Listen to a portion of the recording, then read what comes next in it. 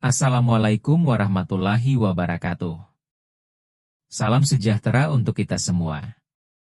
Puji syukur kita panjatkan kehadirat Allah Subhanahu wa Ta'ala, karena atas rahmat dan karunia-Nya, saya bisa menyampaikan materi presentasi dalam mata kuliah Akuntansi Keuangan 2 dengan topik Ekuitas Pemegang Saham. Nama saya Muhammad Labib Gimnastiar, mahasiswa dari Universitas Pekalongan.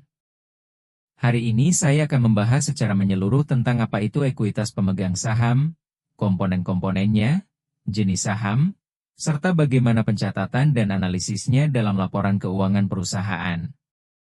Bentuk organisasi dan struktur PT. Kita mulai dengan bentuk organisasi perusahaan, khususnya perseroan terbatas atau yang biasa kita kenal sebagai PT. PT merupakan bentuk usaha yang paling umum digunakan di dunia bisnis, terutama untuk perusahaan besar. Secara umum, PT dibedakan menjadi dua jenis berdasarkan kepemilikan saham. Perseroan tertutup, yaitu perusahaan yang sahamnya tidak diperdagangkan secara bebas di publik. Biasanya dimiliki oleh orang-orang tertentu, seperti keluarga atau kelompok kecil investor. Perseroan terbuka, yaitu perusahaan yang sahamnya diperdagangkan secara publik di bursa saham. Contohnya seperti PT Bank Sentral Asia Tbk, atau PT Telkom Indonesia Tbk. Struktur organisasi PT melibatkan tiga elemen utama. Pemegang saham, sebagai pemilik perusahaan. Dewan direksi, yang bertugas mengarahkan kebijakan. Manajer, sebagai pelaksana operasional harian. Struktur ini menunjukkan bahwa pemegang saham memiliki kontrol terhadap perusahaan, meskipun secara operasional diserahkan pada direksi dan manajemen. Lalu komponen ekuitas pemegang saham. Ekuitas adalah hak residual pemilik atas aset perusahaan setelah dikurangi kewajiban. Dalam konteks PT, ekuitas pemegang saham adalah bagian modal yang dimiliki oleh investor. Ada 6 komponen utama ekuitas. 1. Modal saham, yaitu dana yang diperoleh dari penjualan saham kepada investor. 2. Tambahan modal disetor, agio disagio, merupakan selisih antara harga jual saham dan nilai nominalnya. Jika saham dijual lebih tinggi dari nominal, selisihnya disebut agio, dan jika lebih rendah, disebut disagio. 3. Ditahan, yaitu akumulasi dari laba bersih yang tidak dibagikan sebagai dividen, melainkan ditahan untuk ekspansi bisnis atau cadangan perusahaan. Rumus sederhananya adalah ekuitas modal saham ditambah agio dibagi disagio ditambah laba ditahan. Ekuitas bukan hanya angka di laporan, tapi mencerminkan kekuatan finansial dan kepercayaan investor terhadap perusahaan. Lanjut jenis saham. Saham sebagai instrumen kepemilikan terbagi menjadi 2 jenis utama. Saham biasa, common stock, memberikan hak suara dalam RUPS dan hak atas dividen jika dibagikan. Namun, saham biasa berada di urutan terakhir dalam klaim aset jika perusahaan dilikuidasi. Saham preferen, preferred stock, tidak memiliki hak suara. Namun pemiliknya memiliki prioritas dalam menerima dividen dan aset saat perusahaan likuidasi. Contoh, jika sebuah perusahaan bangkrut, pemegang saham preferen lebih dulu menerima haknya sebelum saham biasa. Selanjutnya pencatatan saham bernilai nominal dan tanpa nominal. Ada 2 cara pencatatan nilai saham. Saham bernilai nominal biasanya ditentukan perusahaan sejak awal. Misalnya Rp1.000 per lembar. Jika dijual lebih tinggi, selisihnya masuk ke agio saham. Saham tanpa nilai nominal tidak memiliki angka nominal tetap, dicatat sebesar harga jualnya. Contoh jurnal ketika perusahaan menerbitkan saham. Debitnya kas. Kreditnya modal saham dan agio saham.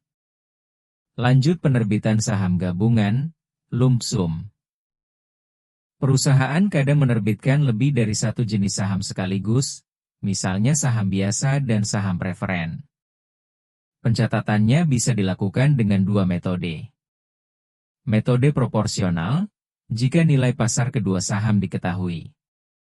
Metode inkremental, jika hanya diketahui satu jenis saham, dan sisanya dihitung sebagai selisih. Ini penting untuk menjaga akurasi dan transparansi pencatatan modal. Selanjutnya saham ditukar dengan aset non-kas. Perusahaan juga bisa menerbitkan saham untuk membeli aset non-kas, seperti tanah atau mesin. Metode penilaiannya. Gunakan nilai pasar saham jika tersedia. Jika tidak, gunakan nilai pasar aset. Jika keduanya tidak tersedia, gunakan nilai dari penilaian independen. Lanjut. Reakuisisi saham, treasury stock. Reakuisisi adalah saat perusahaan membeli kembali saham yang telah dijual. Tujuannya bisa bermacam-macam, seperti meningkatkan rasio keuangan, menghentikan dilusi saham, menunjukkan bahwa perusahaan yakin dengan nilainya. Saham yang dibeli ini disebut saham treasury dan dicatat dengan metode biaya atau nilai nominal. Contoh jurnal metode biaya. Debit, saham treasury. Kreditnya, kas. Lalu penjualan kembali saham treasury. Saham treasury yang dijual kembali juga memerlukan pencatatan yang tepat. Jika dijual lebih murah, selisihnya dibebankan ke agio, dan jika tidak cukup, ke laba ditahan. Jika dijual lebih mahal, selisihnya menjadi tambahan agio. Kemudian laba ditahan dan pengaruhnya. Laba ditahan bisa berubah karena beberapa hal. Laba atau rugi bersih. Koreksi kesalahan periode sebelumnya. Kuasi reorganisasi. Pembagian dividen. Laba ditahan mencerminkan seberapa besar keuntungan yang ditahan untuk pertumbuhan jangka panjang. Lalu, kebijakan dan jenis dividen. Dividen bisa dibagikan dalam beberapa bentuk. Tunai, properti, skrip, janji bayar di masa depan, likuidasi, pengembalian modal.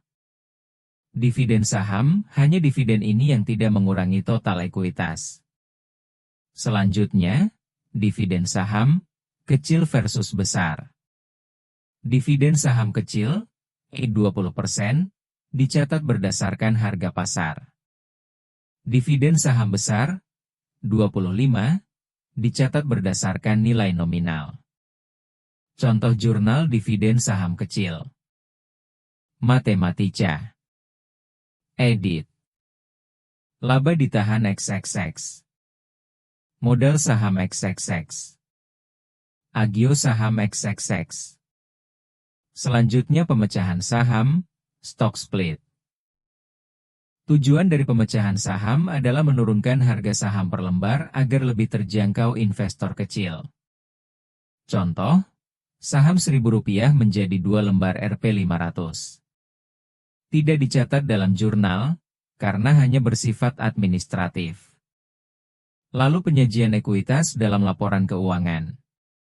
Dalam laporan posisi keuangan, komponen ekuitas biasanya terdiri dari modal saham, tambahan modal disetor, laba ditahan, dikurangi saham treasury. Penyajian ini penting untuk menunjukkan kondisi keuangan perusahaan secara adil kepada investor dan kreditor. Lanjut. Analisis ekuitas, return on equity, ROE. ROE adalah rasio yang digunakan untuk mengukur seberapa efisien perusahaan menghasilkan laba dari ekuitas pemegang saham. Rumus. ROE laba bersih total ekuitas.